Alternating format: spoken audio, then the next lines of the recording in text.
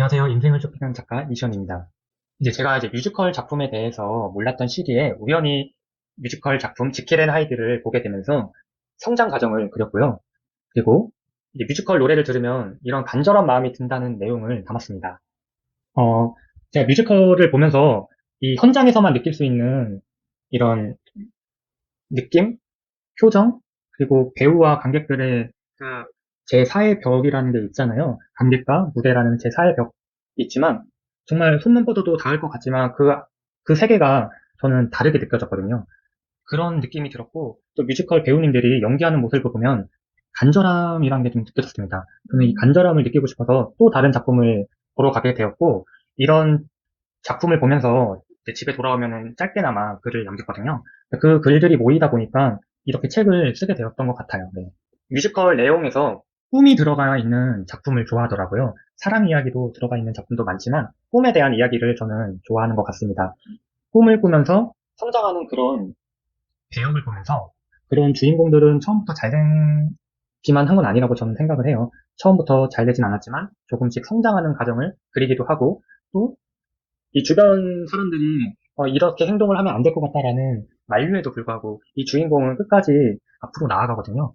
그런 부분에서 느껴지는 게 많았고 또 뮤지컬 작품이란 게 또 우리가 인생이란 무대에서 살아가다 보면은 착하게 살아가는 사람도 있고 나쁘게 살아가는 사람도 있는데 이 선과 악이 명확하게 그려지는 게 저는 이런 부분에서 좀 영감을 많이 얻는 편이었어요. 그래서 뮤지컬 관람을 계속 하게 되었던 것 같습니다. 제가 가장 좋아하는 뮤지컬 작품은 프랑켄슈타인이고요. 이 작품에 대해서 간략하게 소개하자면 이제 그 전쟁 중에 앙리 디프레라는 인물이 적군을 치료하게 되면서 그 치료했다는 이유로 직결 심판으로 처형당할 위기에 처해지는 상황에서 이제 빅터 프랑켄슈타인이라는 인물이 나타나게 됩니다. 그러면서 이제 앙리 디프레를 구해주게 되면서 자신이 연구하는 연구소로 데려오게 되거든요. 그때부터 인연이 돼가지고 친구가 되는 내용으로 시작이 되는데요. 빅터 프랑켄슈타인은 인류에 도움이 되는 연구를 계속 하고 있었거든요. 그리고 앙리 디프레는 신체 접합술에 대한 논문을 썼고, 그걸 읽은 빅터 프랑켄슈타인은 앙리에게 도움을 청합니다. 그리고 같이 연구를 하게 되었는데요. 그러던 중 전쟁은 전쟁은 끝이 났고, 빅터 프랑켄슈타인이 있는 고향으로 같이 돌아가게 되는데요.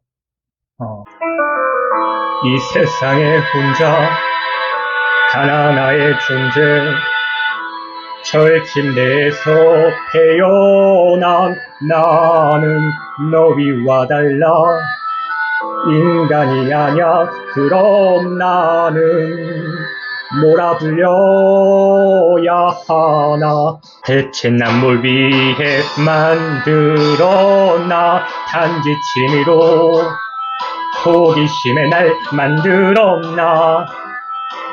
숨을 쉬는 나도 생명인데 왜 난 혼자서 여기 울고 있나요.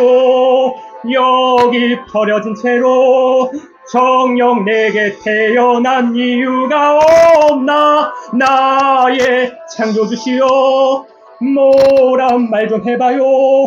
왜 난 모두에게 괴물이라 불려야 하나. 저는 이 프랑켄슈타인 작품을 보면서 괴물에 대해서 많이 연구를 했던 것 같아요. 이번에 뮤지컬이 지금 하고 있는데요. 최근에도 또 보고 왔습니다. 괴물 역할을 맡은 배우님이 무대 인사를 하면서 이렇게 말을 했는데요. 처음에 이 작품 뭐죠? 다른 배우들은 아마 이제 이 작품이 더 잘 돼야 되는 마음도 들었고, 이 괴물이란 역할이 조금 슬프게 연기를 하다 보니까 다른 배우님들하고 잘 어울리지도 못하고, 이런 슬픔이라는 아픔을 좀 유지하기 위해서 이런 안쓰러움 같은 게 느껴지더라고요. 말을 이어나가지 못하는 모습을 보고 좀 많은 걸 깨달았고, 저도 이 괴물이라는 역할을 계속 괴물이라는 마음으로 집필하다 보니까 좀 슬픈 내용도 썼던 것 같습니다. 누군가에게 희망이 되는 글을 쓰고 싶었습니다. 최근에 어떤 사람을 만나게 되었는데 그분이 제가 쓴 첫 번째 책을 읽고 나서 독서를 시작했다라는 말을 듣고 저는 처음에 놀랐습니다. 이 사람이 저에게 좋게 말해주기 위해서 이렇게 말을 해주는 게 아닐까라는 생각이 들었는데요. 그 사람의 표정이 제가 거울 속에서 봤던 제 표정이랑 비슷한 부분이 있더라고요.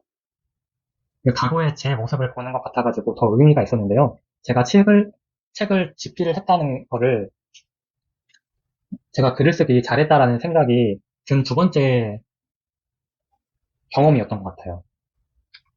저는 이제 만남에 대해서도 중요하다고 생각을 합니다.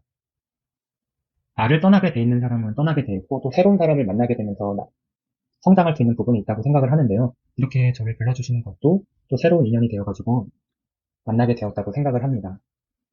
그리고 글을 쓰면서 고민할 때도 많았고 이 책을 쓰면서도 포기하고 싶었던 순간도 있었습니다. 하지만 끝까지 해내야 된다라는 마음으로 끝까지 집필하게 되었는데요. 이 책을 쓰면서도 제가 많이 성장했던 부분도 있었고 앞으로도 내가 무엇을 해야 되는지 명확하게 생각할 수 있는 기회라고 명확하게 생각할 수 있었던 것 같습니다. 무엇을 해야 될지 모르는 분들을 위해서 글을 쓴 거기 때문에 젊은 친구들에게 말씀을 드리고 싶은 거는 우선 무엇을 해야 될지 모른다면 책을 읽는 게 가장 중요하다고 생각을 하고요. 그리고 내가 좋아하는 일을 찾아야 된다고 저는 생각을 합니다. 저도 제가 좋아하는 일을 찾기까지 꽤 오랜 시간이 걸렸습니다. 누군가가 저에게 장점을 알려준다면 좋았겠지만 결국 내가 좋아하는 건 내 스스로 찾는 것이라고 저는 생각을 합니다.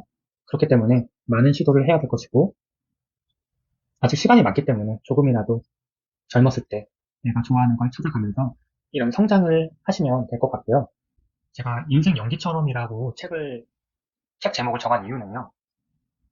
인생이란 게 하나의 무대라고 생각이 들었고, 이렇게 용기 있게 하기 위해서는 때론 연기를 하면서 인생이 하나의 무대라고 생각하기 때문에 저도 한 사람의 배우라고 생각을 했고, 단지 빛이 나지 않을 뿐, 이 무대에 서기 위해서는 용기를 내고, 이 자리에서 인생은 하나의 무대가 아닐까 싶어서 이렇게 지었습니다.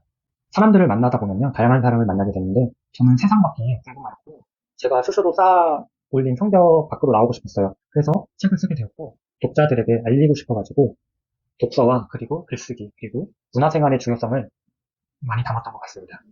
하루라도 빨리 시작하는 게 앞으로의 미래를 위해서 정말 중요한 거라고 생각을 하고, 이걸 깨닫는 사람과 깨닫지 못한 사람으로 나뉜다고 생각을 합니다. 당당한 모습을 보이기 위해서는 제가 당당해질 그 순간이 노래를 부를 때라고 생각을 하거든요. 노래를 부를 때 어떤 용기가 생기고 또 이런 간절함 그리고 청중들에게 어떤 메시지가 전달이 될 거라고 생각을 합니다. 저렇게 내성적으로 보이는 사람이 갑자기 무대에 올라서 노래를 한다라는 게 조금 그런 부분에서 어떤 메시지를 전달하기 위해서는 제가 노래를 앞으로도 계속 해야 될 것 같아요. 노래 실력도 키울 생각입니다. 제가 부를 노래는요. 지킬 앤 하이드의 지금 이 순간을 불러보겠습니다. 지금 이 순간, 지금 여기, 간절히 바라고 원했던 이 순간, 나만의 꿈이, 나만의 소원, 이뤄질지 몰라. 여기 바로 오늘, 지금 이 순간, 지금 여기, 말로는 뭐라 할 수 없는 이 순간, 참아온 나날, 힘겼던 날, 다 사라져간다. 연기처럼 멀리, 지금 이 순간, 마법처럼 날 묶여왔던 사슬을 벗어 던진다.